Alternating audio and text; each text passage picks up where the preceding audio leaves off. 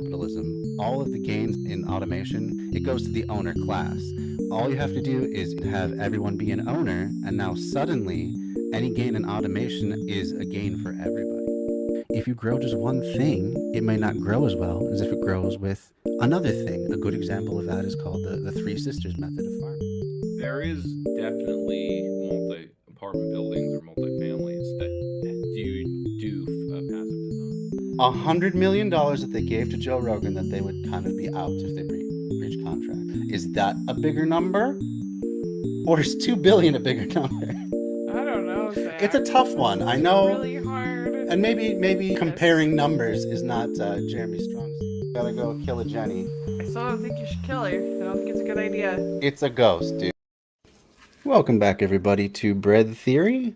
Tonight, as we usually do every other Sunday, I have Dan Plaat of the Three Left Show and What's Left Albany joining me to discuss just whatever we feel like, really. What's How's it left going, in Dan? Albany? What's left in Albany? I'm sorry. Screwed it up. Close. But it works both ways. You know, what's left, Albany? No, that sounds like what's up. I like that. Yeah. It's like a Wake Up San Francisco. I'm commissioning a friend of mine, musician friend, who does vaporwave for the most part, but you know he's eclectic.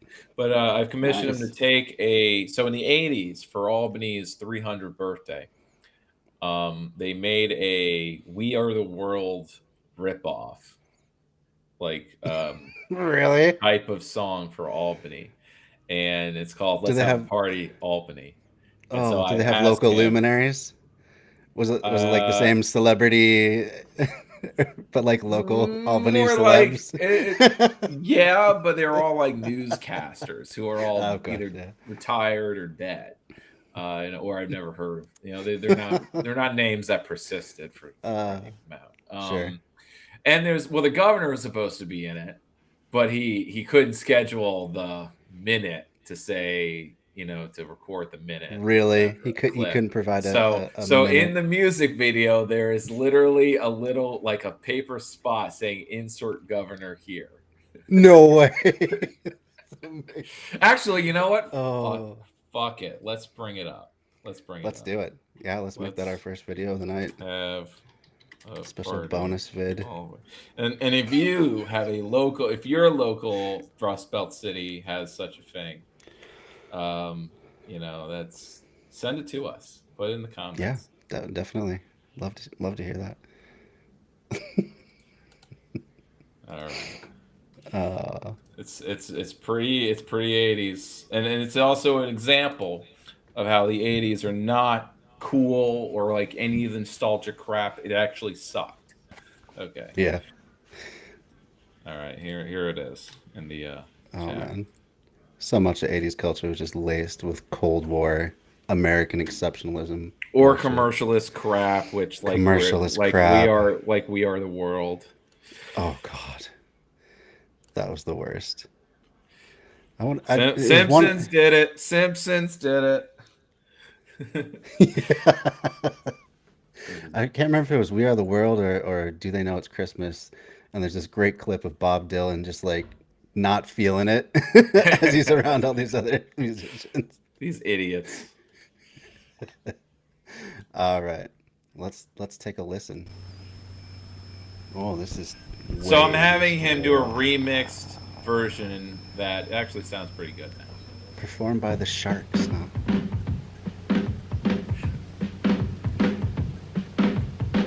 Let's have a party, Albany. Let's have a big bash, Albany. Let's celebrate now, Albany. 300 candles, Albany. Look at those big ass headphones. Those are some cans, man. We're going all the way, you bet. You're older than the USA. You're older than the USA. What a great lyric, right? They spell the name. Why? Why? And why? Albany, New York.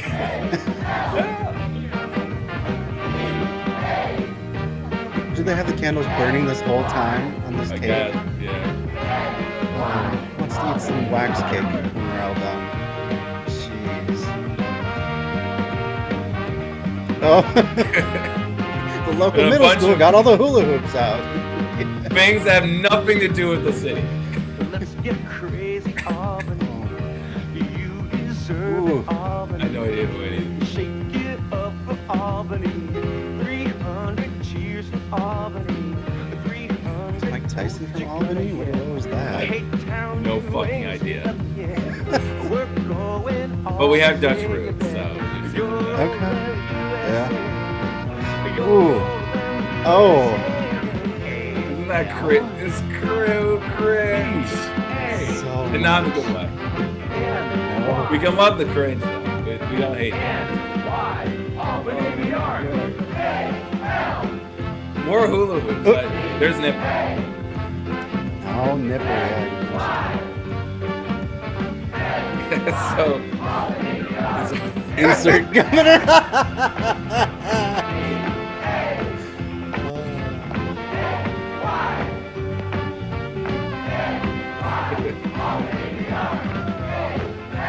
And no, they did not have the mayor. They had a picture of the mayor.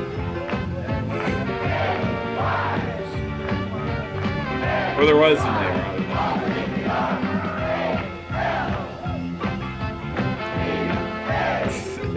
Look how enthusiastic some of them. Yeah, some of them are really into this. This is like highlight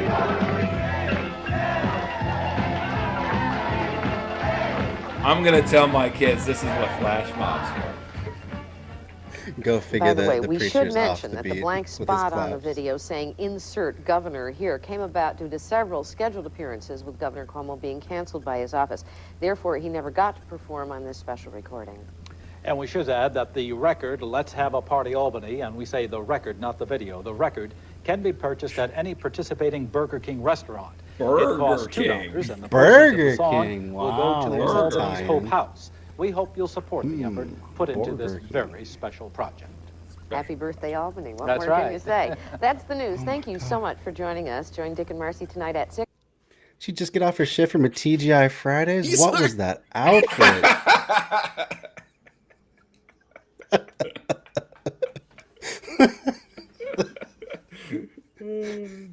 Oh wow, that was totally 80s. Yeah, that was something. that is the decade I was born in. And the maybe the dissonance one might feel when she says like Governor Cuomo. Yeah, Yes, the older one. Yes. The one there was a Governor Cuomo in the 80s, Governor Cuomo in the No, the teens. he's just undying. He's 20 just teens. You're never getting rid of Como. Never. Well, we have. Well, yeah. And he'll be back. And what's interesting is so the fates in politics or in life. So you have we have Hochul. That's our current governor. Mm-hmm. She was the lieutenant governor. And you know, when you have a big boss governor, mafia boss governor, you know, when you pick your replacement or your second lieutenant, you know, it's going to be someone who you got to pick. You got to pick someone who is no threat to you. Right. And Hochul is the type of person. She's from the Buffalo area and the suburbs. And so she's as person I just had dinner with, who is kind of high up in New York State government. So he's interacted with all of these types of names and has an opinion on all of them, mostly in a practical sense. It's like Hochul is like, she should have just stayed clerk of Erie County. She should not have gone any higher, but apparently she was just Peter principled up or something, but there's no there. Gotcha. And if you ever watch her doing a press conference or COVID update, she does not have any charisma. She does not inspire confidence. She's enough, you know, she's just an empty suit. But because the party doesn't really give a shit, really. And by that, I mean the funders, the real estate industry, is if you have them, you really don't need anyone else. And it basically dissuades any challenger who might be more competent, might actually have more, at least support from wonks, who have opinions, but and their opinions of, you know, help. Yeah. influence other voters in the primary anyway. But Jamana Williams certainly has progressive bona fides, but not at least he had a very negative opinion on Williams because when they were doing a project in Brooklyn, he was opposing it on very he thought idiotic grounds, which don't seem, from a social justice angle, seems justified. The project was bringing all these different courts under one roof, so that if you want to, and he was using the case of what they opposed was an integrated domestic violence court system where if there's domestic violence, you can do the divorce, the criminal proceeding, the civil divorce proceeding, and the family court stuff, and it's all in one building in central Brooklyn. And this was being opposed by Williams and others, and he thought they were just being idiots for doing so, and this is what he remembers, of course, selective memory, that they were posed. It was like that this hurts black fathers, like, and he interprets that as like, what? So a black man can beat his wife, and and he shouldn't be able to be prosecuted. But obviously, they're coming at it as well, the justice system and there's an injustice system when it comes to black men. He's looking at it as, look, if you're in domestic violence court, there's domestic violence happens. That's his.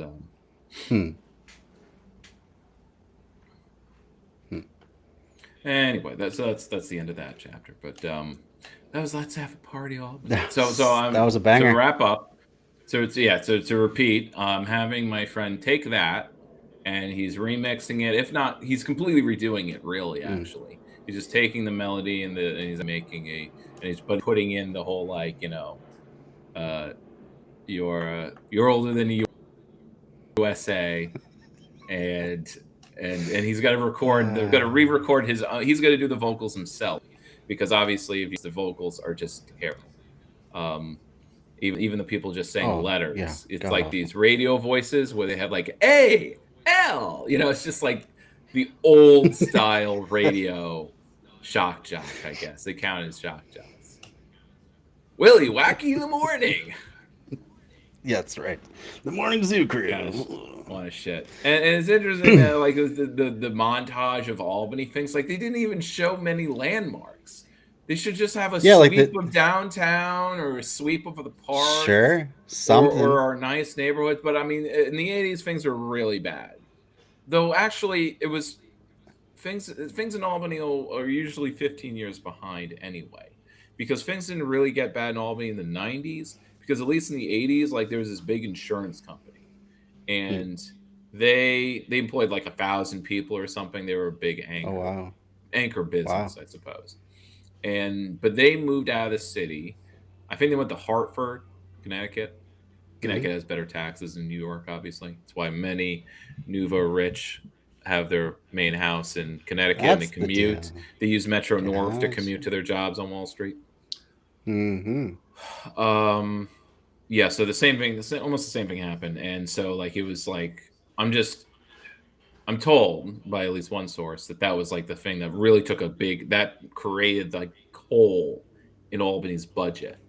So we've been in austerity with this big budget gap ever since. Now we didn't recognize it as a budget gap because the city leaders basically did some like producers level accountancy to cover up the hole. Particularly also they covered it not by with actual fraud or anything criminal, but they pretended there wasn't a budget hole by basically taking all of these things that should have been revenue for the city and things that were more short term and just kept like it was like credit. But in this case it was the environment. They kept expanding the dump and then basically having the city dump be the whole county's dump. So all the suburbs were paying to dump their shit in Albany. Wow. And they kept expanding the dump. But it's like there's only so many times that you can expand the dump, or at least since you're expanding it in a nature preserve area. Of course. Us activists have to keep opposing it and suing the city since they are breaking laws. But Right. That's part of that story. Wow. Trying to get out of debt by expanding the dump. Well, Quite the scheme. we weren't in debt. I don't know if it's in our charter, but Albany isn't allowed to run a deficit. Yeah, there's a lot of cities like that. Yeah. But we can take bonds. We can take out bonds to build things. So Mayor Jennings' major accomplishment, at least in my eyes, it occurred under his tenure, was the building out of our library system. So Albany library system's very good. And that was mostly in his second half of his mayorship. But he's a party bro.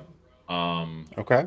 And so everyone's kind of he's friends with a lot of guys. He literally hang out in bars after leaving City Hall. Gotcha. And he would do a weekly radio show, I'm told. So he would take calls and stuff. So yeah. But also a bullshitter. Okay. Well, I mean, getting the libraries done. But very likable. Cool. Very likable. Yeah. But also doing a lot of unlikable things. Basically being a mob boss in his own right. I mean, he has very many Trump characteristics. Like, for example, getting in his later years, getting the kind of sunbed tan, being orange. Oh, really? Having that orange tan. Healthy orange glow, yeah. Since leaving office, he really doesn't show up to anything. He's totally out of the public eye. Really? People so that was just it for him, huh? People say offhand, "Oh, I ran into the mayor ran into Jennings," and I'm like, "Well, see, the thing is, most mayors in Albany, at least for the longest time, for century, have not actually lived in Albany. They live just over the border, or they live on the very edge of Albany." In the Southwest. So yeah, because they're not gonna live in the city. Wait, you kidding me? There's no law about political candidates having to live in. Well, no, they have to live in, but and it took forever to have a law that required city workers to live in the city. Oh, really? Which went into effect. Interesting. That was literally in the last 4 years. And it does not grandfather, everyone who currently doesn't live in Albany, but it's really? It's slowly it'll attrition back to where at least half of the city workers will be living in the city. Interesting. Or at least maybe I'm just thinking of the cops. I think city workers, we've always had that rule, or for a while. But for cops, they did not have to live in the city. That usually get bad results when cops don't have to live in their own precinct. Yeah. Yeah, especially when they're basically, practically skinhead suburbans. Right. And I only call them, they're more like skinheads, not because they're super, super racist, but though some of them certainly act like What's it. that? They're just Italian racists, Oh, okay. But they do cut their hair amazingly short. They're in boot camp. The old high and tight, yeah. Yes, the high and tight, yes. So let's move. Let's move forward. Sure, yeah. Let's move on. So the John Oliver one first. Yes, we shall do that. I've given my opinion, and I wanted to relate the pain. This painful clip here is why I don't enjoy it. Well, not that I don't like him, I don't enjoy him.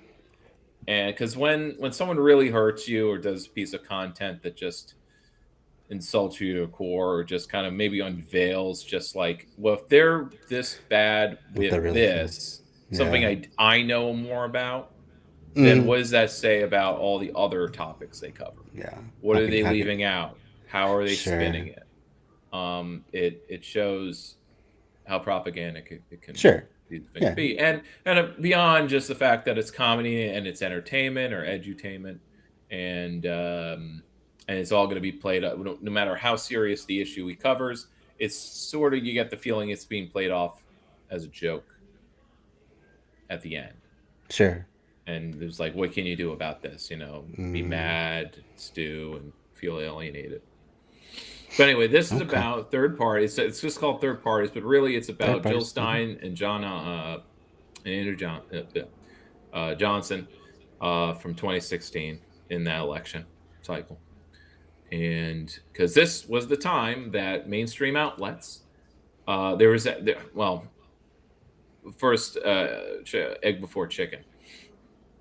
The Greens and Libertarians, because of the lineup of Trump and Clinton, Hillary, there was more and more interest in Libertarian and Green Party presidential candidates.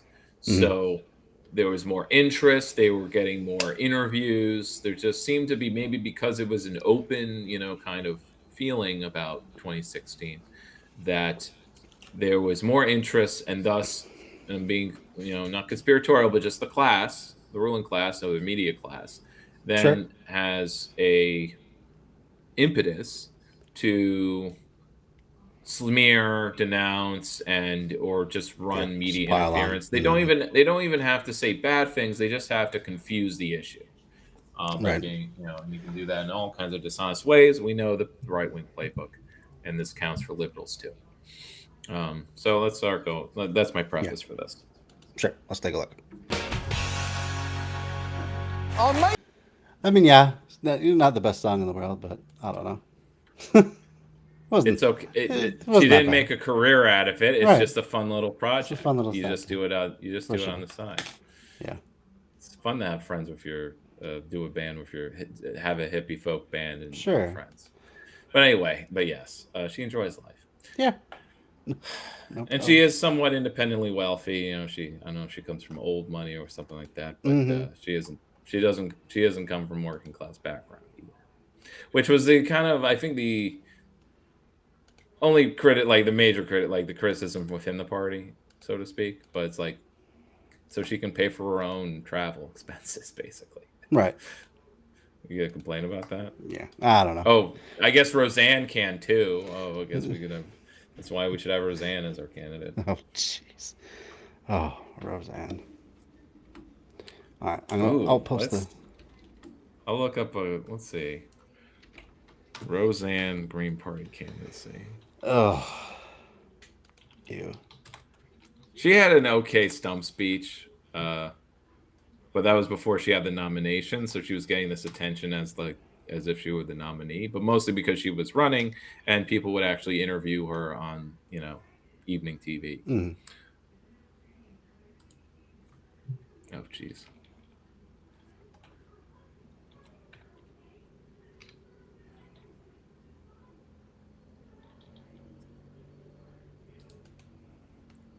Oh, there's the problem. Not typing in YouTube. Anyways, so bring up the Howie one. The Howie one? Okay. Yeah. Which is just a simple short interview of him. Sure. But it's the interview when he was on probably the biggest. I don't know if there was another, but this was as high up in the media totem pole that he got. The Rising. In 2020. Which is so fucking sad, and I hate it. Yeah. But there's so few others that would interview him. Yeah. And if they did, they only gave him a minute. Which is a shame. Literally literally page 9 bullshit. I also ran.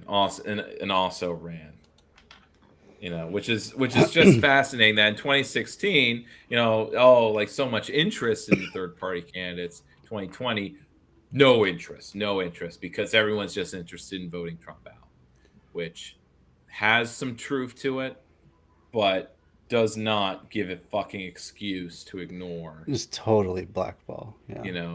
Yeah. Yeah. And he was such a good candidate too. That's the way mass media justifies. Oh, of it's course. we cover what people are interested in. Yeah, we won't cover you unless there's interest. Yeah. Yeah, we won't cover you unless there's interest. Right. But it's whole bullshit because it's like, look, if you report on black crime because people are interested in black crime, but people think there's higher crime because you're reporting on it. Right. Yeah. It bleeds. It leads. Right. And we're never bleeding, of course. But people can have all sorts of interests that make reality look a lot distorted. That's for sure. Yeah. But what's interesting, I was just reading an article, someone kind of giving a post hoc on Portland and how Patriot Prayer and the Proud Boys have stopped doing any events in Portland because the police stopped having their back, but also it was after basically like they started getting murdered. They started shooting back, and there was a big Antifa fight, and that could have been covered in national news, but it stopped being, I guess, fresh and interesting. It wasn't like novel anymore after a year or so of it. Bandy No and all that rigmarole, but it still continued, but it's finally kind of abated only recently, or last year, because I have to reread it again actually, but it was just a matter that because as time went on, the 1,000 Antifa who weren't just black anarchists, there was of course all types of old people and other types of progressives and even Democrats who were just tired of these fascists being around. And as time went on, they were more prepared for a fight than even when they were outnumbered. They would be more prepared. For example, this one big Patriot Prayer event, they had 1,000 people or something, and they were all ready to fight Antifa, and they all with mace. But being experienced, all of the Antifa had gas masks or some protection, and none of the right wingers did. So they sprayed a park with bear mace, and it all went in their face. Wow. Because the thing about when you use chemical weapons is there's a possibility it will go right back in your face. Right. Which is a classic. Even in World War I, it was like the original lesson of using gas weapons. Yeah. That it could be blown back into your own trenches. Oh, that's so funny. The right not thinking things through. And it wasn't covered at all. I didn't know about this. I didn't know I've never heard about that until you just mentioned it. I'll have to go back. Yeah. Find it. That might be fun to cover maybe next time. Yeah, we'll read it. Yeah. Officially has become the presumptive nominee for the Green Party. He's been endorsed by the Socialist Party of America, and he campaigned for initiatives like the Green New Deal as early as 2010. His running mate is Angela Walker, a former Socialist Party vice presidential nominee, and Howie joins us now via Skype to share more about his campaign for the presidency. Welcome to the show. Good to see you, Howie. Good to be here. Thanks. All right, make your pitch. Why are you running? We need economic justice. We just released our Economic Bill of Rights, something that Roosevelt called for in his last two State of the Union addresses, 1944 and 45, picked up by the Civil Rights Movement. And the Democrats have had a president with both houses of Congress, and they've secured none of these rights, which include a job guarantee, an income above poverty, affordable housing, comprehensive health care, lifelong public education, and a secure retirement. And this is a big issue because it's a life or death issue. Working class life expectancies are declining in this country. And then, of course, the Green New Deal is about climate action, as well as economic recovery. We're going to need it in this coronavirus depression. So we've got a program to get to 100% clean energy and zero to negative carbon emissions by 2030. And then the third big issue is this new nuclear arms race. The Bulletin of Atomic Scientists has their doomsday clock the closest it's ever been to midnight. None of the major presidential candidates have talked about this issue. The last bilateral treaty between the United States and Russia is about to expire next February 5th. That's strategic arms. It's a life and death issue as well. So we have peace initiatives. We want to cut the military budget 75%, bring our troops home, pledge no first use of nuclear weapons, and then go to the other nuclear powers and say it's time for complete and mutual nuclear disarmament with the support of the 122 nations that 3 years ago agreed to the text of the Treaty on the Prohibition of Nuclear Weapons. So those have been our top three issues. Now we got a new life and death issue, and that's the coronavirus. And Trump's gave up. He's a loser. He says, coronavirus, you win. We're moving on. And meanwhile, tens of thousands of people are dying. And I don't know where Biden is. He should be calling for a test, trace, and quarantine like every other organized country in the world. Well, These so two that's parties. Damn, that's it. Why was that not more widely covered? I know There why. it is. I know it's why. It's a minute and a half. It's a minute and a half pitch. That's the elevator pitch. He gets it. He hits all the great points. These are all the concerns that Americans had at that time, and he had succinct, actionable plans to do it, and they just. Rising is the only one who gives him any attention at all, and it's by the freaking hill. I think the curveball that maybe would wake someone up, including myself, it's not something I'm not thinking about nuclear weapons that much, it doesn't seem like the threat's real or there. Well, this was before the Ukraine invasion, but again, even with this kind of war, it's like we're not going to have a nuclear exchange. But yeah, as he has just mentioned, is after February, the invasion of Ukraine starts right after the treaty that basically prevents a nuclear exchange lapses. Mm-hmm. And so, as you know, from maybe a casual observer, what's your opinion on him mentioning the doomsday clock and nuclear weapon treaties? I mean, it's not usually pointing out. It's not usually at the forefront of my mind in terms of issues, but I mean, it certainly has become more since Russia went in and did what, I mean, what Russia did was basically show what America does all the time. It's just that it's not really covered in American news. Any nuclear power can do whatever the hell they want geopolitically as long as they're not dealing directly with another nuclear power, and that's just that.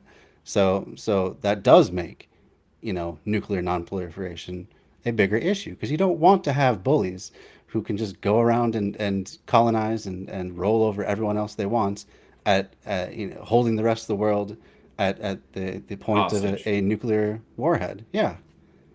It's besides how important it is in the stratum or whatever, is that it also counts as my point. I would point out that it's also kind of his pet project. Mm-hmm. I mean, his pet issue, which is why he puts it, as a third thing, but why he includes it in the top three. Because Howie's, besides being anti-war and all the other movements, civil rights movement, because right after the civil rights movement in the 70s and 80s, you get the anti-nuclear movement. So that's kind of where he was the most active. Yeah, in that makes sense. And how, if you give a shit about the activists and activism in any way, you should.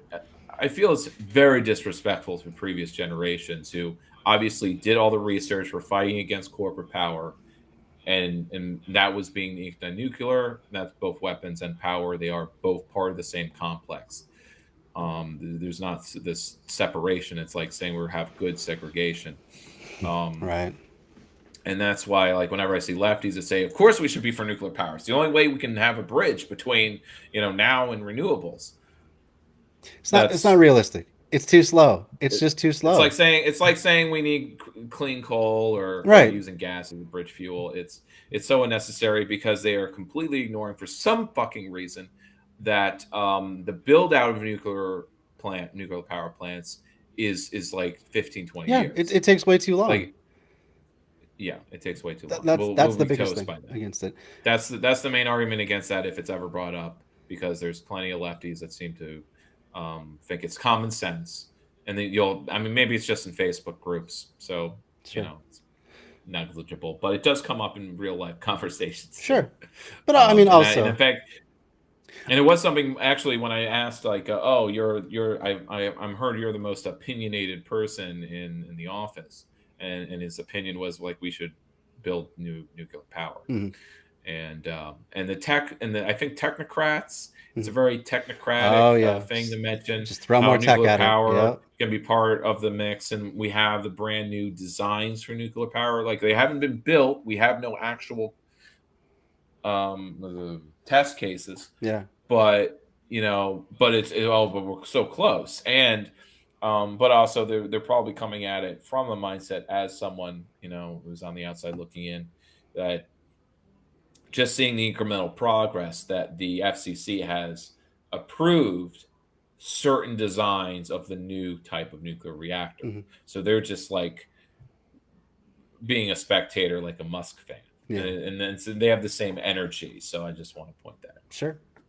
Well, I mean, and also it just kind of by its nature, it has to be a centralized project. It's only something that large governments can pull off.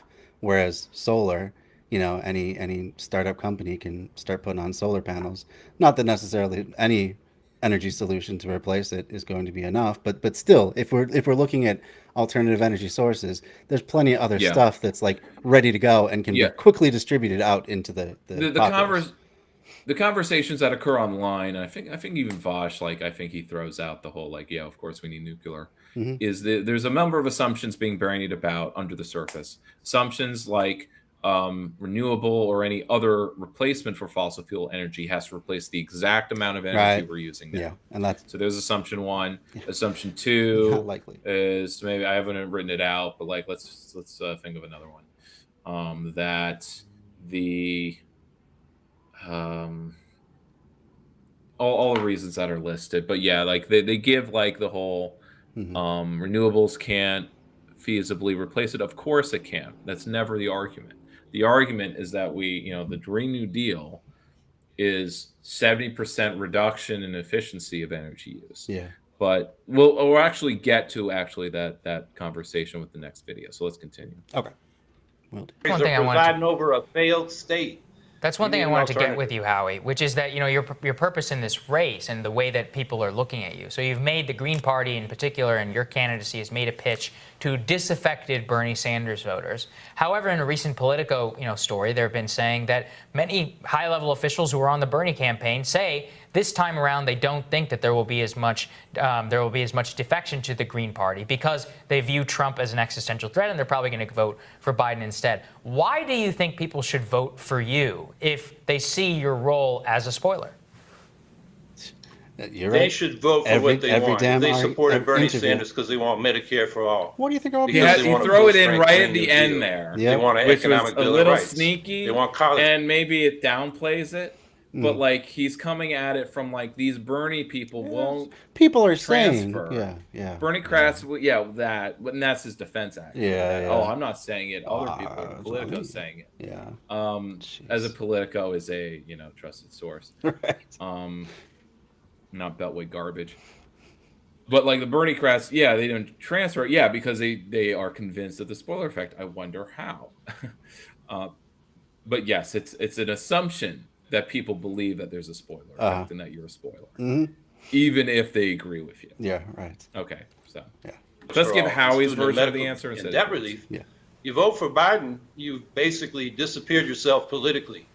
You should vote for what you want and make the politicians come to you. Don't waste your vote on something you don't support. And Jeff Weaver and the other party hacks at the top may be talking about as negative, but I'll tell you, a lot of Bernie Sanders people is coming to us because they want to keep fighting for those things. Yeah, and you're certainly speaking, the audience of this show, there's plenty of disaffected Bernie Sanders voters who are very sympathetic, I'm sure, to the views that you were laying out, as I myself am. I just want to say, I like his answer there because he kind of switches that on its head. He's like, why throw your vote away on someone who is never going to care about you as a constituent? Why not instead vote for someone who at least cherishes, the opportunity to represent you? So I think that's a clever way to do it. And like I said before, poses the same question again later, and how he gives, thankfully, a different, even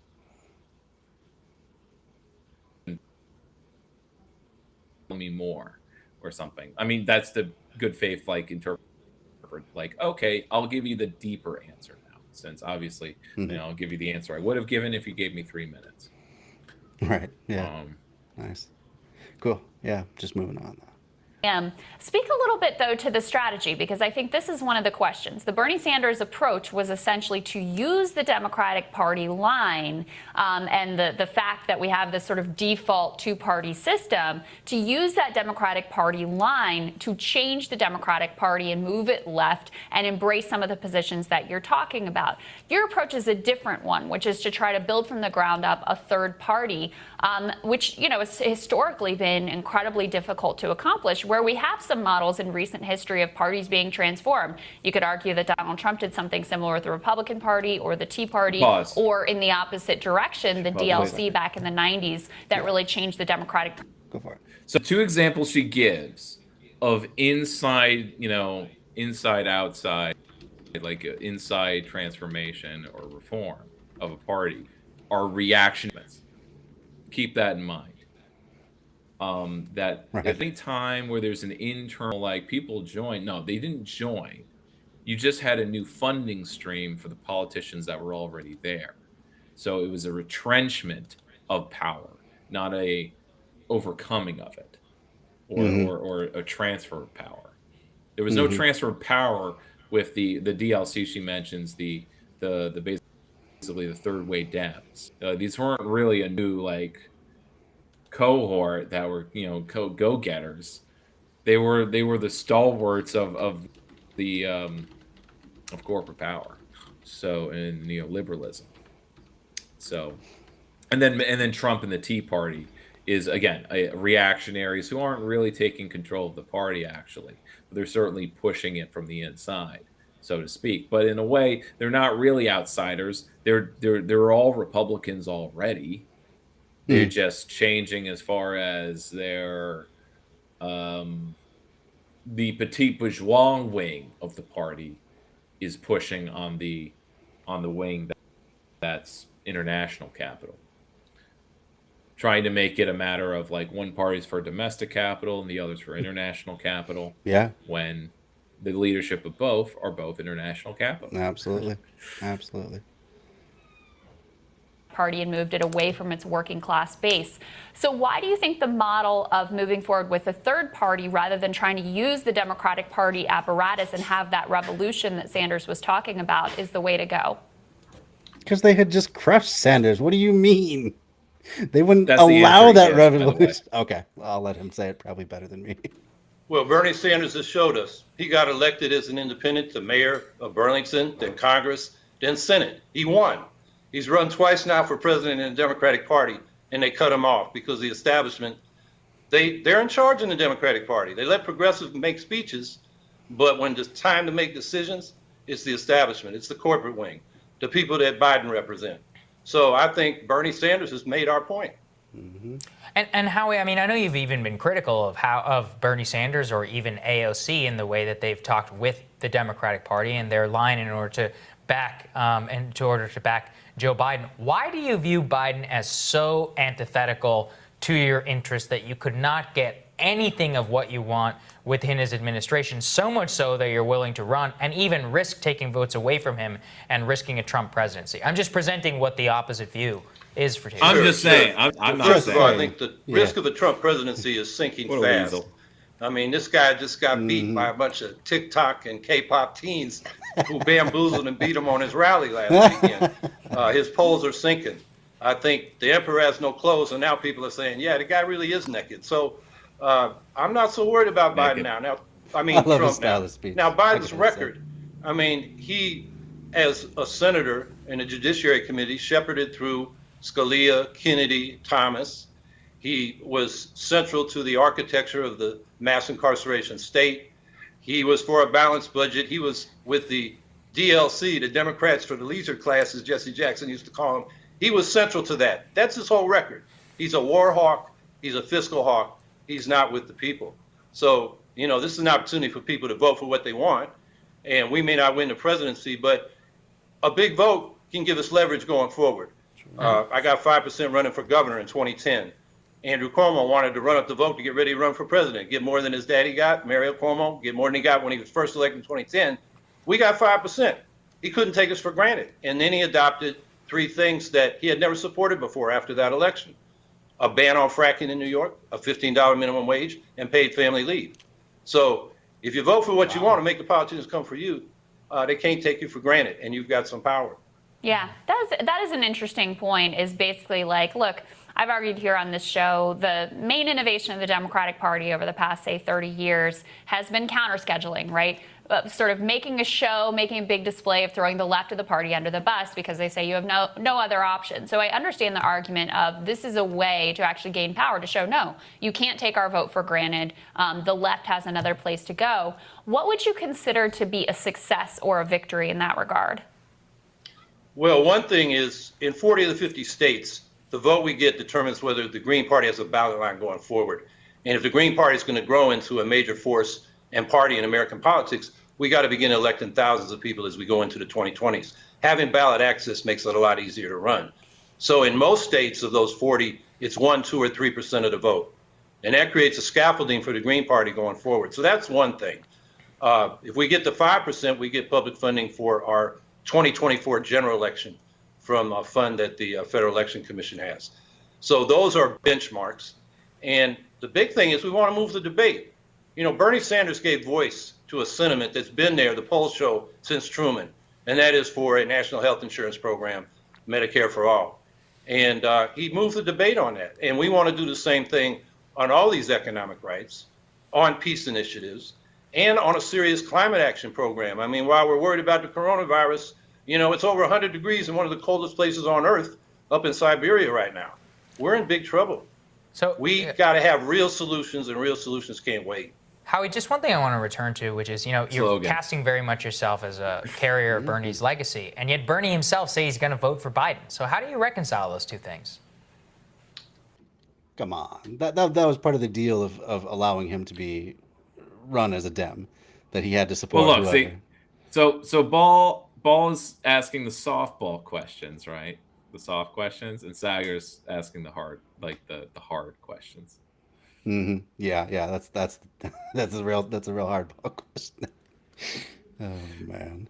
Well, I mean, as far as the critical questions. Yeah, he's definitely critical. The ones that are usually, I mean, a lesser third-party activist, like the kind who just like says they're for third-party options, but haven't actually done any third-party activism or organizing. Gotcha. Since Howie's been doing it practically half his life, he knows exactly how to answer, which it's a good answer, and I'll try to repeat it. But I've been pretty bad at it, actually. Nice. I mean, I do my best with you and then other streamers. But, I learn from him. Problems we've always said is, you know, people go into the Democratic Party to change it, and instead the Democratic Party changes them. And you can follow that from when the populist movement, the People's Party, cross-endorsed William Jennings Bryan in 1896. Wave after wave of progressive alternatives have decided they'll go into the Democratic Party, and they disappear. They get lost in the sauce. Because when you vote for Biden, they don't know you're a Sanders progressive. You voted for Biden and what he stands for. And he told Sanders in the last debate, you know, Medicare for all is irrelevant to the coronavirus crisis. I mean, if that's what you want to vote for, fine, but it's not what you were voting for when you voted for Bernie Sanders. Mm-hmm. And Howie, what is your view on the police reform debate and what the federal government could do? Well, we've been talking about defunding the police, which means redirecting some of those resources to social services that can handle the problem better than the police. Like if you're homeless, instead of charging them with vagrancy, how about we find them a home? So that's good, but there's not enough money in the police budgets. We need a major federal investment in these communities that have been segregated and discriminated against and exploited for generations. And that's where our Green New Deal comes in, because we'll have a major investment in public housing, mass transit, a job guarantee, and income guarantee. Those kinds of things will help those communities rise up. So that's one thing. The other thing is, it's one thing to tinker with police practices like chokeholds, but it's another to make the police accountable to the community. We need community control of the police. The big problem and why the police get away with murder and other crimes is that they police themselves.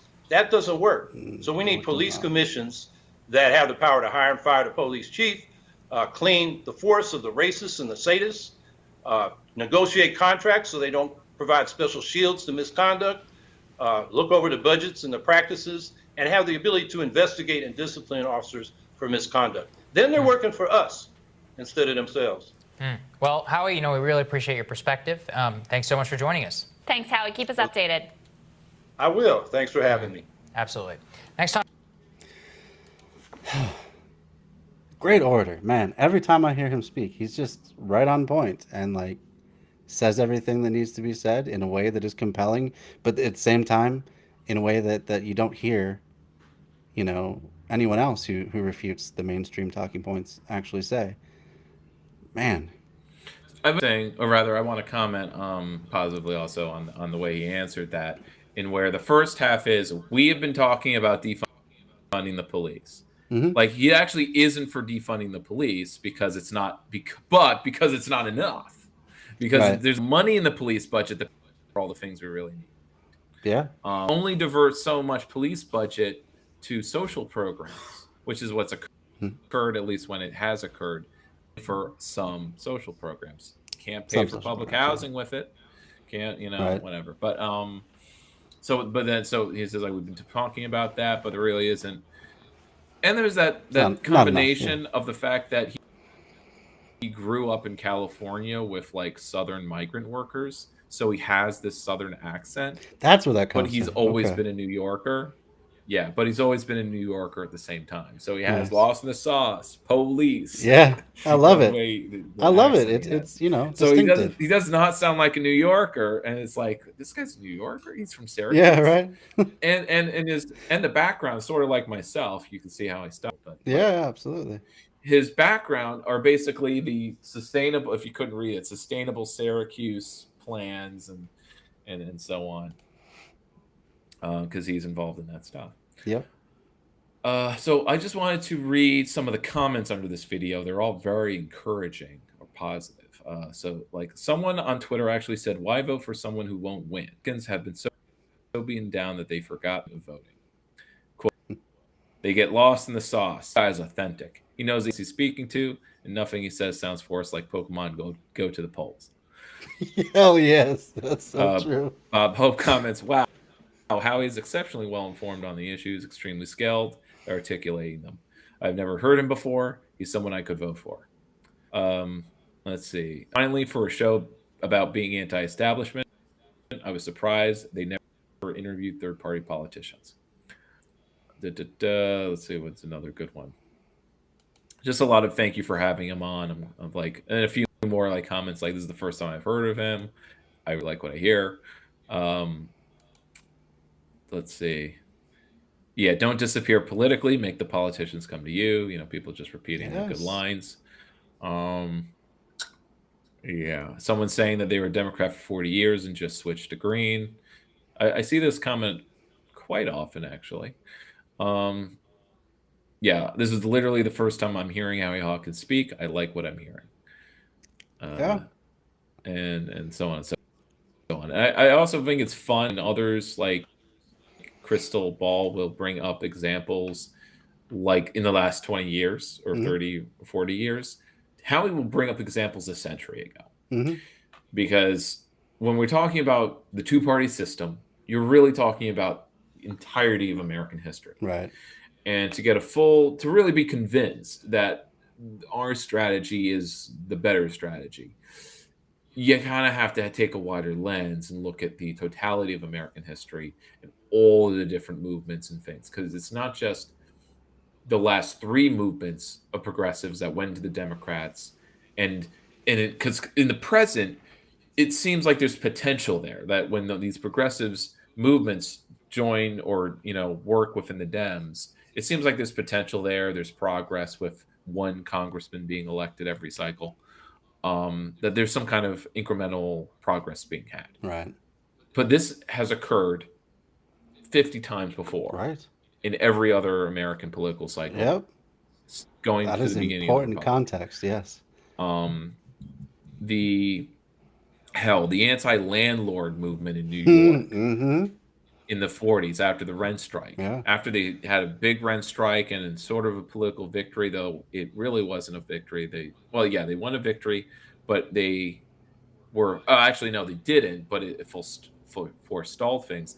They organized with the Democratic Party, and they got absorbed, lost in the sauce, and so the energy it just dissipated because the problem wasn't being solved, and so all of those people just had to move out of New York.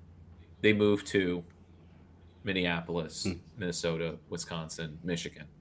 They went west, young man, on the newly built Erie Canal, Sure, and started the Republican Party, which was a third party and was successful and wasn't lost in the sauce because it was its own party. Right. And but you had parties like the Populists and other third parties, but then they cross endorsed, they get absorbed. They don't want a presidential candidate more than for one time. They didn't stick with it, and you don't hear about them ever again because you had all that energy and all that organizing, and it just gets absorbed or it gets transferred to something else. Yep. Yeah. And radicals or Greens or whatever, they don't want it to happen to them. At the very least, right. It doesn't. Our causes continue, and we continue to be able to push from the outside in. And Howie gives that very clear kind of delineated example with New York, where we were really successful. Well, I mean, we got 5%, more than 5%. I think he got 6-7% in that race, and we got 5-1, and then like almost he was polling at 9%, and I think he got 6. But it was interesting to be polled at 9%. I mean, like that was pretty, but yes, but it was after that election there was all this. I mean, there was also the other progressive primary challengers to Como, but he was knocking them down, and now they're completely his. I mean, after that, in the 2016 cycle, they became his bitch, and I think they're trying to reassert themselves with Hochul, but I don't know. I mean, when India Walton of Buffalo, she's a working family party person. So when I was watching an interview with her about like her race. I think it was a Bad Faith podcast with Brianna Joy Gray, but she kind of said like, look, I'm always working family party, so I'll always be doing that work. But I mean, she also does her other projects, so there's always that. What bad word do you refer to, James? No, it was the B word. It was, James has been ranting a lot about how Twitch censors him a lot when he's trying to insult politicians and stuff. So did I say bitch? Yeah, you said bitch. Yes. When did I say bitch? Someone was making someone their bitch. You said I don't know. Oh yeah. Como made the working family party their bitch. Yeah. But yeah. Cuck. I guess I could use cuck. Oh yeah, I don't know if that one is. I think that one's still fair game. It's just you can't say the C word for sure when referring to white people, and you cannot say. Oh yeah, the when S I hear word. C word, I think of something else. Yeah, right.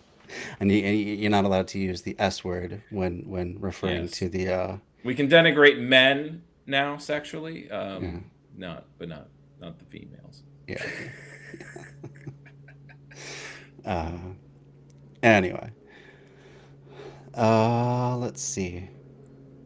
Yeah. So the last thing was the degrowth video. Yeah. We'll take a look at that. I don't think we'll have time for lower decks, unfortunately. We'll have to save that for another time. That's all right. Thanks for the follow. Also, Realm of the Real. Just want to make sure I got that in before I move to the next piece. Great. All right. The Real. I was just I don't want to digress too much, but I was Metamoderna is a website I highly recommend. It's a very dense academic articles. There was one about like drawing a 4, because it's so much easier to understand things when it's a 4 square quadrant, like the political compass. But instead of political compass, it was like how to understand reality. So you have the subjective in the upper left. Upper right is objective, and I forget the other names, but basically the lower right is like systems, and lower left is like interpersonal reality. So there's the subjective, which is like one column, the left side is like individual, or internal knowledge, and the other half is the right is external knowledge. And then the top half is individual knowledge, and then the bottom half is collective knowledge. So that's a good way of understanding that, like maybe people are just in one quadrant, and they live there, and you don't want to be in one quadrant, really. Or maybe you need to be balanced. Maybe we too are like the lower right. We're in the systems, thinking about ecology and in the soft sciences. So the lower right, you can think of as the soft sciences. Upper right is hard science. Upper left is like humanities, because it's objective. And lower right is, lower left, I mean, is ethics. It's ethics. So the main article, ethics and any other interpersonal knowledge that is created. So the main article is about ethics and how you can take that quadrant and you can fractal it out. And the 4 schools of ethics can be mapped onto those 4 quadrants of reality. Interesting. Rules-based ethics is like upper left because it's internal and individual. a person makes a have principles. Upper right is, damn it. Well, consequentialism is lower right because it's collective and has to do with systems. Upper right is, what was it? Lower right is contract, the social contract, and upper right is, what's that fourth one? The other school. And but the main point is that they're not separated; they depend on each other. You know, if you're going to have principles, you base them on consequences. You judge if a consequence is good or not on your principles. So if you depend on one, you're gonna be stuck. Okay. Yeah, that sounds really cool. Yeah, I'd love to get into that. All right, so here's the last vid of the night, the How We End Consumerism. The world is drowning in stuff. The stuff we cram into our closets, store in our garage, and acquire in malls, shops, and boutiques. Stuff that gets thrown out and washes up on shore, and stuff that causes billions of tons of carbon dioxide to spew into the atmosphere every year. But all this stuff isn't really necessary to live. Indeed, often we're less happy because of it. So why do we buy? But more importantly, how do we stop this rampant consumption fueled by capitalist growth? Today, I try to answer those questions by carving out possible avenues through which we can end consumerism and craft a more just and ethical way of living well on this planet. This video was made possible by the people who support me on Patreon. Get early access to all my videos by becoming an OCC Patreon supporter. Nice. In the global north, overconsumption runs rampant. Whether it's a brand new Tesla Model S or a nice pair of jeans, buying for status, acceptance, desire, or because of that Instagram ad are all ingrained in our conception of success and mental well-being. Under capitalism, we buy the right things as a way for us to seek acceptance from and connection with our peers. The barrage of ads we encounter every day equate smiles with khakis, suaveness with sunglasses, and even love with headphones. But this drive to purchase that new Swiffer wetjet or that new car is not an inherently biological trait.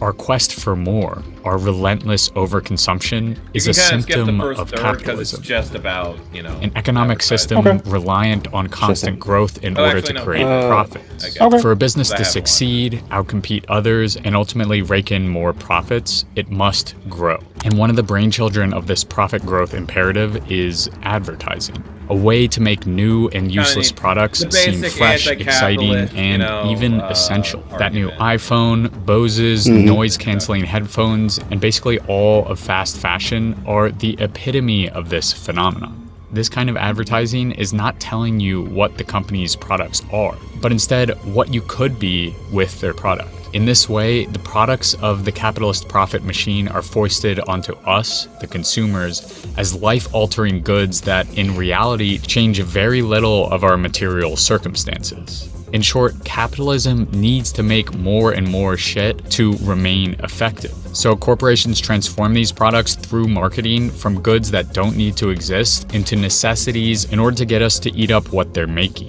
But more consumption and more income does not equate to more happiness. In fact, this phenomenon is called the Easterlin paradox. Studies revealed that after our basic material needs are met, any additional consumption does little to improve happiness or mental health. In addition to its impact on individuals' self-conception and mental health, capitalist overproduction and subsequent overconsumption is... Pause. There we go. I just want to add a little addendum to that section. Yeah, sure. Which was that the major studies that kind of... what was that called? The Behrman paradox? East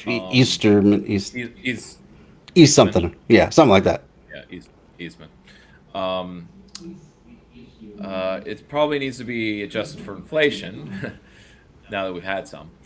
But the usual number for like a person meeting their basic needs is an income of $70,000, or at least when it's measured in dollars. Yeah, it's when someone is making or earning $70,000 their reported happiness does not increase. Sure. Yeah. That makes sense. So, yeah. Because at that point, you can pay for vacations and going out and good decorating and all kinds of things. You obviously cover healthcare and all the basics, and then any education you want to do, so on. Yeah, that makes a lot of sense. As we've covered a lot on this channel, we found that to rent just a 1-bedroom apartment, the average wage needs to be at least like $21 an hour. So yeah, 31 seems like, or 30, or I guess that would be more like 35. Seems like, yeah, you'd be pretty comfortable in what you have there.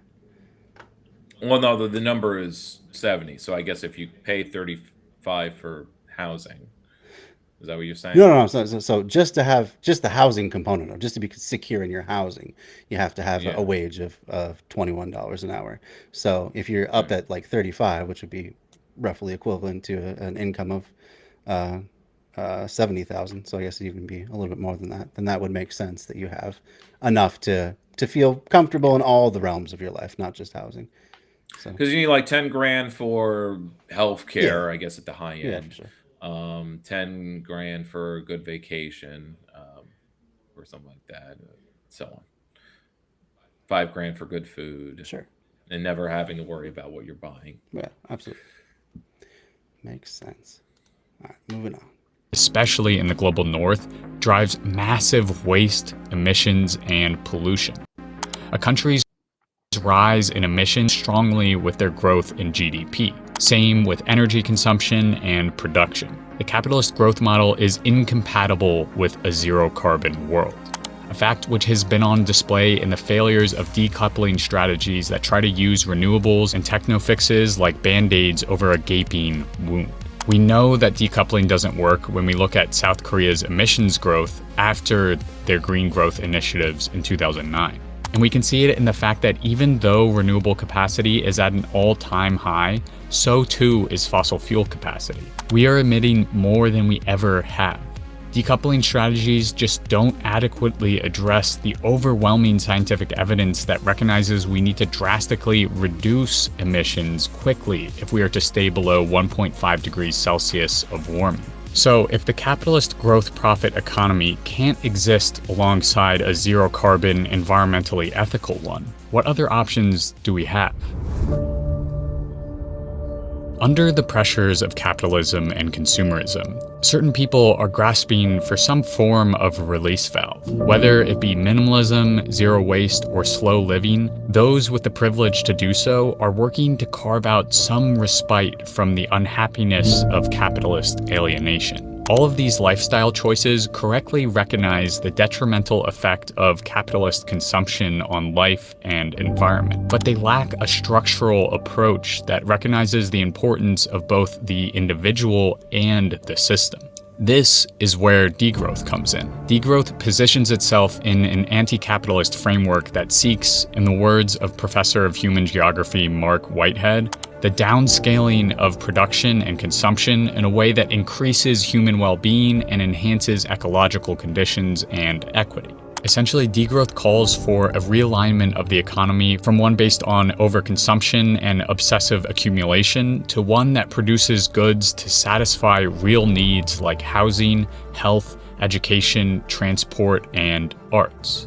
At its core, degrowth seeks the dramatic contraction of rich countries to allow for an increase in well-being for poorer countries. Models show that a world population of 10 billion people cannot exist on this planet living the current capitalist North American or European lifestyle. It now takes the Earth 1 year and 8 months to regenerate what we consume in a year. And by we, I mean the richest 10% of the world, who are responsible for 50% of carbon emissions. So degrowth completely reimagines what it means to live well in countries like the United States or Australia or Germany. It means buying less, repairing, reducing meat consumption, and no second homes on the individual level.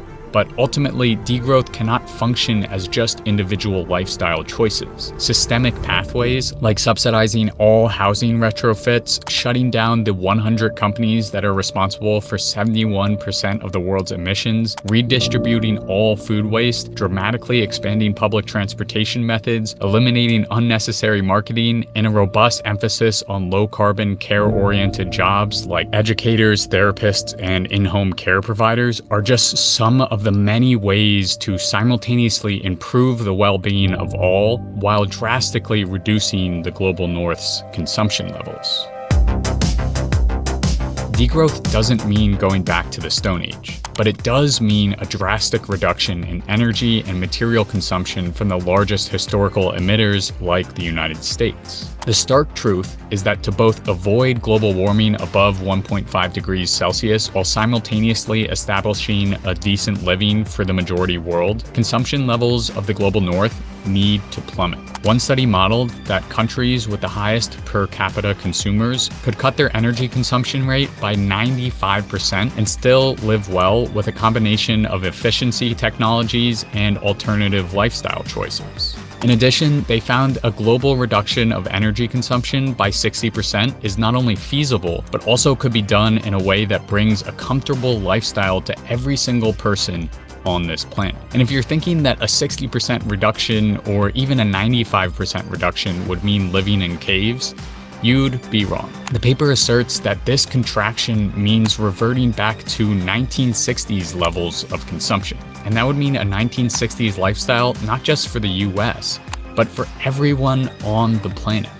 This new reality would look a lot like what Annie Racer Rollin describes in her book, The Art of Frugal Hedonism, a life for all that centers people and experience in well-being instead of relying on extra stuff to manage our emotional health. It would be an economy based on mutual care and repair. But this economic reality cannot happen under a state capitalist model. Indeed, were degrowth to be handed down in policy from the ruling class, it would look the same as austerity measures or even the conditions we're now living through in the pandemic. Because under capitalism, no growth means recessions, the consequences of which inevitably fall. So that's the assumption at work when any lefty or left-leaning person, when they're usually arguing against degrowth, or they like when they hear degrowth, they're thinking that the current government's going to do it.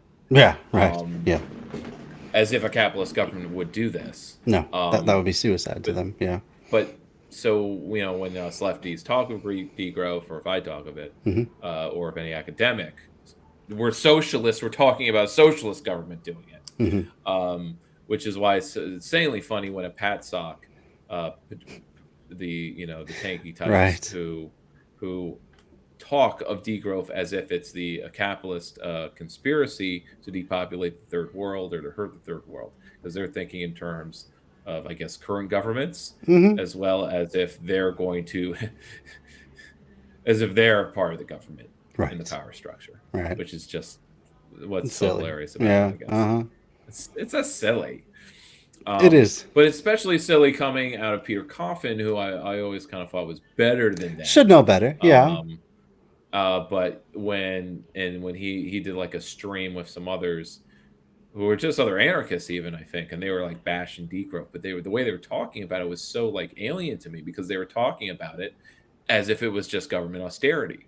And like, why would you think any other leftist would be for that?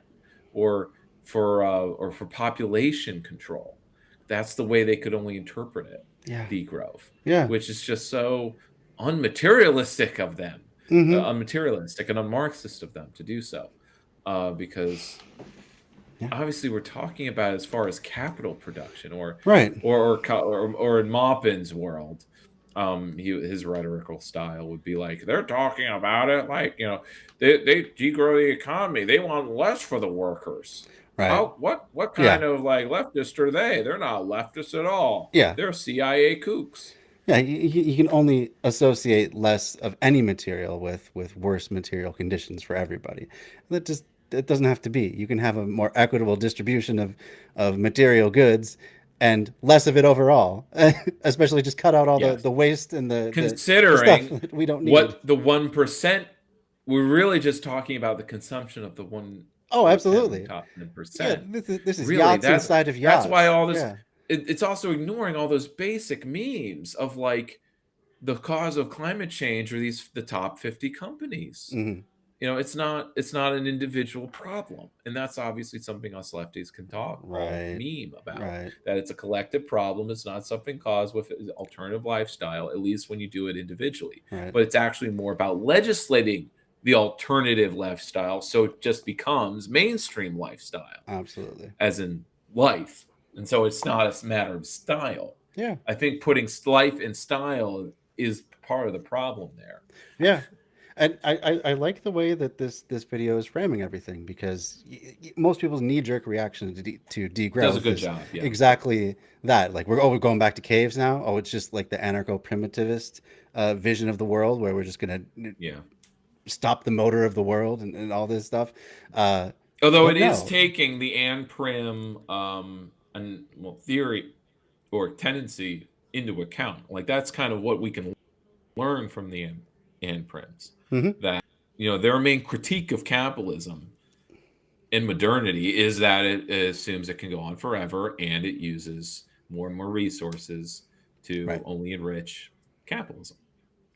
So I mean, they're right on that, and so that shouldn't be dismissed. They go just about only that, but they go too far to consider all civilization to be part of that system. But that's their unmaterial. That's where they're not being materialists. In that to say that no, it's not a capitalist problem, it's a human civilization problem.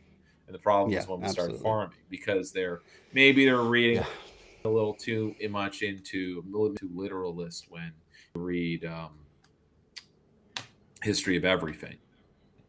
Or David Graeber, where, you know, because he's talking about debt as a civilizational concept, and how. But even in that book.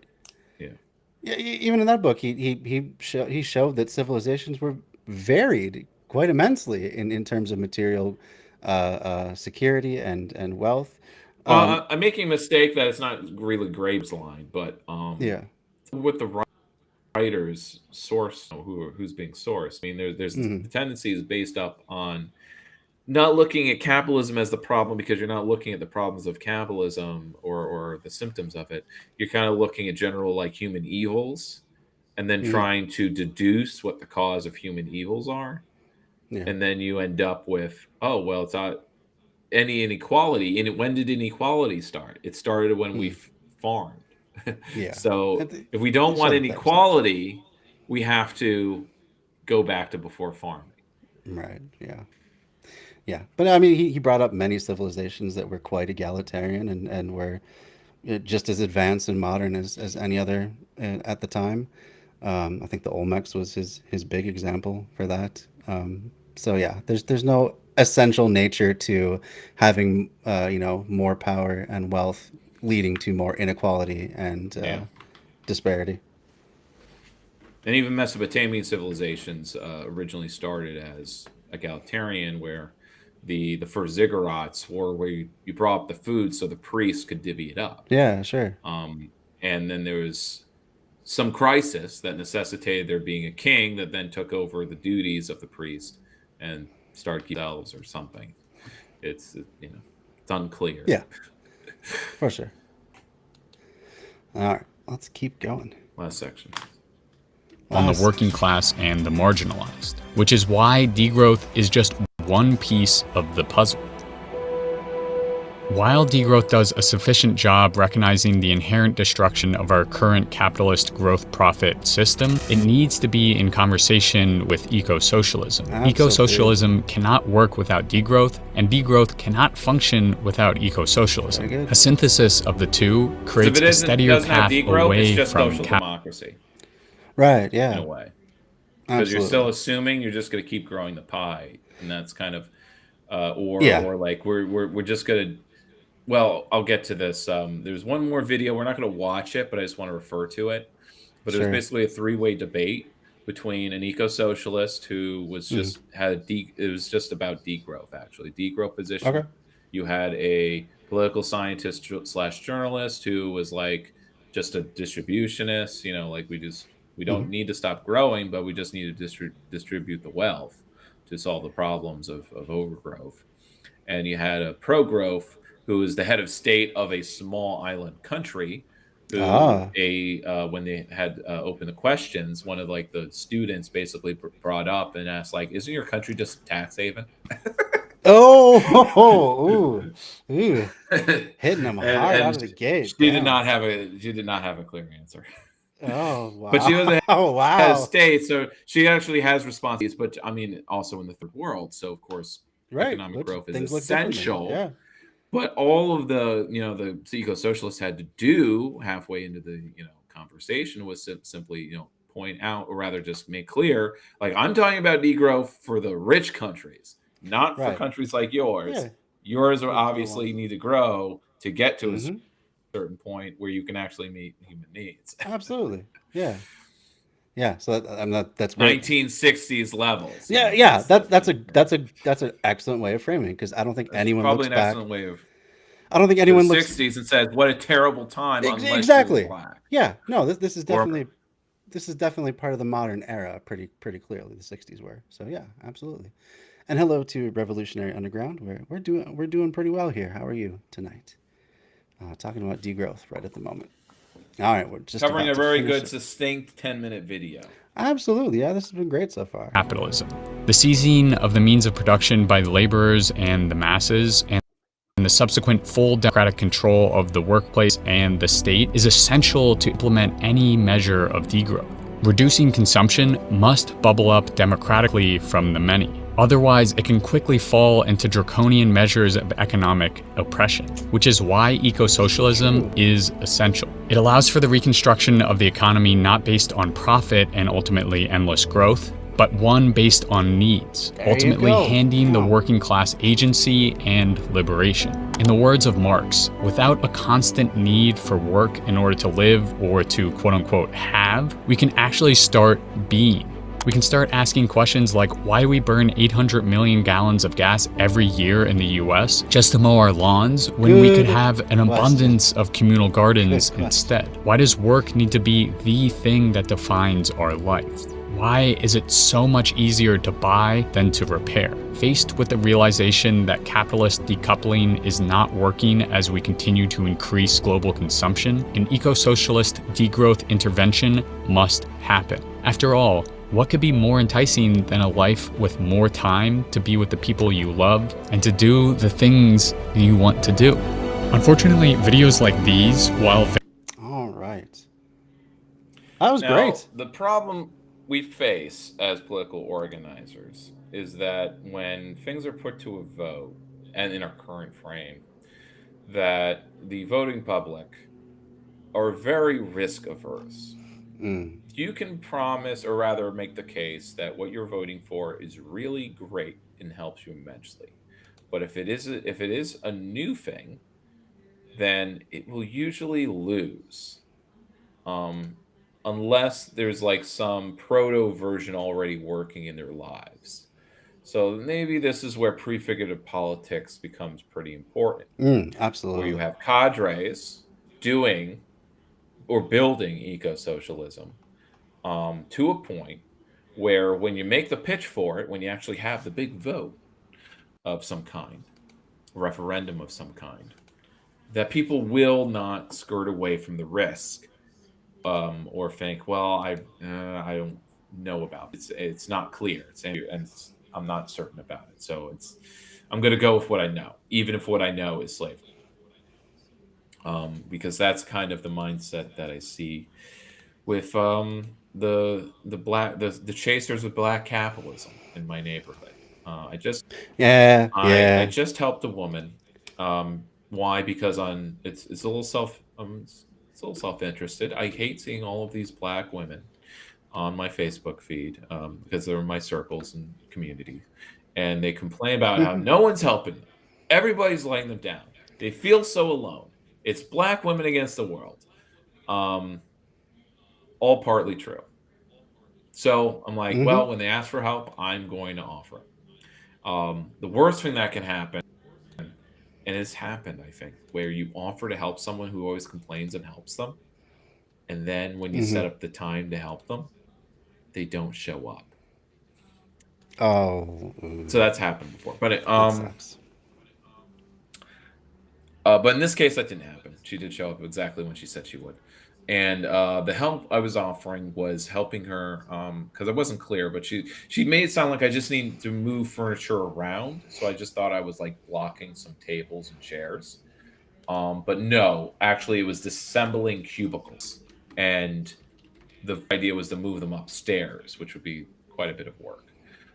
We instead moved them to a closet. But basically, this is her project. This is her community building Blackwell project. She is basically, she's under a nonprofit. She has a nonprofit, but she's acting like it's a business, treating it, and it is kind of a business, of having a co-working space with the same model and price structure as if it was a private business. So that's kind of odd.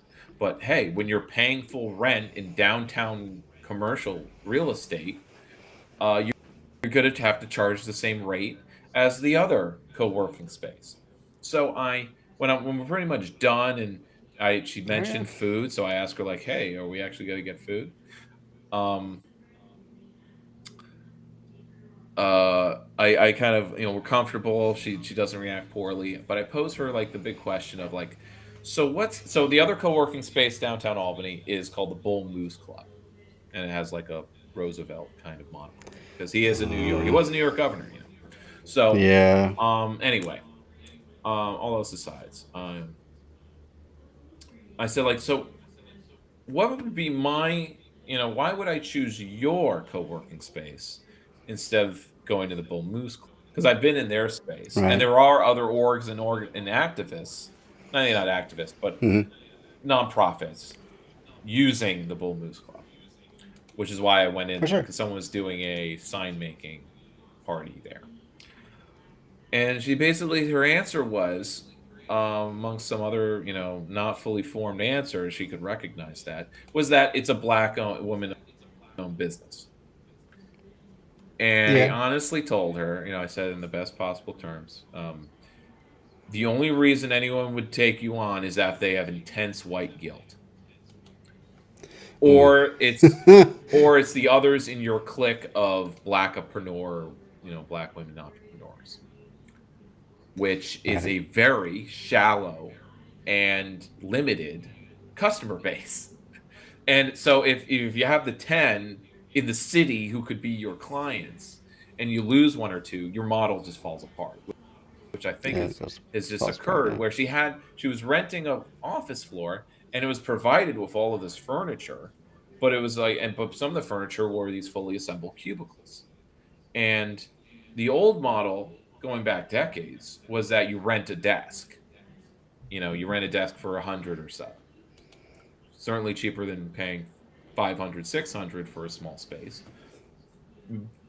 Pay for the desk because really you just need the desk and you share resources just like any other co-working space. But she found that she wasn't getting many clients doing this. They weren't interested in desks, or she wasn't thinking she could market the cubicles. So she's like, I need an open concept, where it's tables. It's just like any other working space. Only she doesn't have the rooms that I see in the Bull Moose Club. So if anything, the Bull Moose Club probably has more because that actually has actual small offices that you can rent from them, or something, as well as just pay the subscription and have a daily $25 a day fee, which I'm not buying because it only works if you need the office once a week, which if you need to pay, a subscription to have a meeting indoors, then you can have a meeting anywhere. It's just about being able to show off. And is this really about building social justice and equity, or just showing off and playing the game and having to be really nice and trim and pristine and be social, have an open floor concept, just like all the magazines, instead of doing what you or what your sisters in struggle need to do. So I gave her a short version of that critique, and it's like, look, How did if she it was take it? me, I would have to. She took it pretty well. I mean, That's good. she doesn't knows what else to do really. She's on track, and she has her Yeah. thing, but she has that like those attitudes of like, you know, because she certainly does not have a lot of supportive people around, or people who can, you know, give her the real like Malcolm X or, you know, Black Panther theory, because these are Black communities that have been completely devoid of radicals. Yeah. And when they were around back in the 80s, they've either moved on or were killed, or but mostly moved on. Because they're old men now, and then no one listens to them. Or what? I don't know what happened to them. You'd think that they would still be around, and I would have seen them around. That'd be great. But, I mean, some were. I mean, one of them actually was. He died in 5 years ago. Oh, but whatever. A shame. But yeah, I feel in that whole Black capitalism movement, just this really strong kind of capitalist realist point of view, where like their entire frame of mind is capitalism is inevitable. This is just the system we have. The white people have figured out how to game it for their own advantage, so we're just going to do the same thing. The best I've seen within that is someone she was in the, you know, semi-private public land bank, which is on the county level, and she was like a clerk for them. She was doing some of the good work in there, but she had criticism, she had problems, so she left and started basically her own housing nonprofit, where she's kind of half working as a real estate broker for Black families. Like, I'm helping get Black families in their own to be homeowners. And it's a nonprofit, so she can basically get this $1 million grant, basically, and you know, which pays the opening costs or something. You know, I've found, you know, she has the stats. I've helped 50 Black families actually own their own homes now. So, but online, but in person, she's pretty sensible, progressive, and not a you know, girl boss capitalist. But she's taken on that persona online, which makes me super like you know, because like she's totally like, and some of those attitudes are just like elitist, poor bashing, or bootstraps theory bullshit, where it's like people are trying to hold me back. They're always saying, you know, or like because she was actually owning a property and she was renting it, so she was also acting as a landlord. So of course you've got to take on all those tendencies and class things of like, you know, well, like they weren't paying their rent and they're dead, you know, these are the people, the you know, the crab mentality, or holding me, you know, holding black excellence, you know, that she's almost saying that. Right. And I'm surprised she said it through on a public message comment, but I lightly kind of call her out in a way. I was so light because like I want to be on good terms with certain people, so I'm very paranoid about pissing them off or giving them the wrong impression that I hate them or I'm a hater. But she kind of gave me an answer that was really illuminating, that like translating roughly my interpretation. That's like, I'm playing this game for now. Like, this is a persona I need to take on until I get to a certain level where I can demask and be a radical organizer.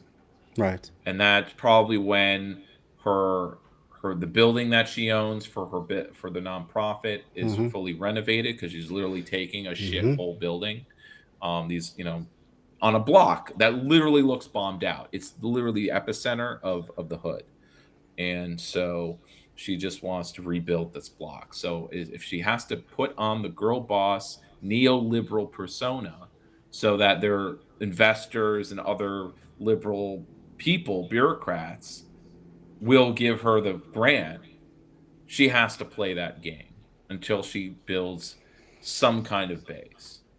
Now, I would prefer, you know, I want to take the path of not doing that, not having to play that game and change the game and how we play it, because I feel at the end of the day she will have rebuilt a block, but then that block will be part of the real estate machine. Yeah. Even They if get it's sucked in. Even if it's black owned, it will be perpetuating those forms of repression. Just as the black woman owned co-working space is still a complete slave to downtown real estate. Because at the end of the day, these black women are not really supporting each other. They're all like paying her so she could pay the owner of the downtown building, which wouldn't provide the labor to move the furniture out because it's the building's furniture. She doesn't want it there anymore. But and I asked, my first question was, did you contact the landlord to see if he would be amenable in moving it for you since it's his? And it's like, and she reassured me, you know, my first assumption that like he would take 2 months to say no, or something, or give it, or just not respond, because she was. But what he did respond with was, "Don't move it to the floor above you." So we had to scramble to fit it all in the closet, which it did, but it was somewhat more work. Gotcha. Because we were stacking it. Gotcha. Okay. All right. Well, I hate to wrap up, but it is that time. It is past 9 o'clock my time. So. But James, it's more of a reverse Scooby-Doo. You're actually ripping off like, it was being the anarchist the whole time. I was pretending to be. And I got away with it because I got my pals with me. Yeah. Yeah. That's funny. And the only person who could blow her cover is basically me by criticizing, like, you're not like, I met you in person. You do not sound like you're not this girl boss real estate like, oh, I'm making the deals. I'm doing the grind set. Like when I meet you in person, you're just another tired activist who just wants things to be better, and is super afraid of gentrification, basically buying up block after block. So as you should be, trying to get a few years ahead of that because it is coming. Makes sense. Because that's what she saw in the land bank, that after the first year or so of getting certain properties to people who are local owners or new owners. Now, all of the, by the way, the land bank are tax delinquent properties or abandoned properties. They're taken in by the land bank, and they resell them at a pretty good price, sometimes as low as 15 grand, but these are fixer uppers, obviously. So, for sure. But anyway. Oh, cool. Okay. All Good right. night. Yeah. I just want to give you a quick chance to shout out what's going to happen on Three Lefts coming up. I'm not doing it. I'm not doing much in new shows. Okay. This week and half of last week has just been trying to get a makeshift schedule up so that there's something playing on the radio station I manage, where me and one of the board members are working on deciding a new software system for our scheduling and computers to run it and get new computers in. So we're trying to do it by spending no money. Obviously, this always takes longer. But hey, I think it's worth it. But we might get frustrated enough and just end up getting new towers. But we still need some techie to set it up with us when it comes to the physical station. Sure. So my focus is on that rather than producing new episodes or shows. But obviously, there's plenty of content. And also, my priority is also to kind of set up the parts of the new program. A theme song, a kick-ass theme song that's unique. I talked about that at the beginning of the stream. Mm-hmm. And that's why we watched Have a Party All Day. I'm excited what you come up with. Well, my friend John, it's up to him. But he showed me what you guys come up with. He gave me it half done, and it's kick ass. I think it worked perfectly. Very cool. And a new logo, though nothing really feels right. I need to put in a certain amount of effort that I just am not prepared for right now. All right. Not until the station is good. So that's my main priority. Yeah. So otherwise, the content is all there. 146 episodes of the Three Left Show. Cool. Please check them out. I put a good amount of work into each one, and they all very informative, depending on regardless of the issue or topic I'm covering, which I cover most kinds. I can vouch for that, and so many of them are evergreen. They're ever-present issues that will always have relevancy. I had that in mind. Yeah, absolutely. Yeah, did a great job. So, all right, yeah, check out the Three Lefts right there. ThreeLefts.news, easy to find. Great archives there. Go check them out. All right, thanks, Dan, and I'll see you again in a couple weeks, and we'll pick this back up. All right. Good night. Good night. Have a good one. All right, that was Dan once again. Always a fun time. I really enjoyed the videos that he brought this time. This was it was a great show. A lot of fun, but very informative as usual. So we're gonna do a raid real quick. I see there's a number of you there on Twitch. So we're gonna raid one of my good friends, Idan Simpson. And I will, for those of you who are not following on Twitch or looking at this later, here's the link to his channel. But for those of you on, auto mods the part of his name, that's ridiculous. Anyway, great streamer. Talking about what is he talking about? 9/11 and capitalism equals bad. Other cool stuff. Great streamer, variety sort of content. So hold on for those of you in Twitch land, and we'll start the raid right now.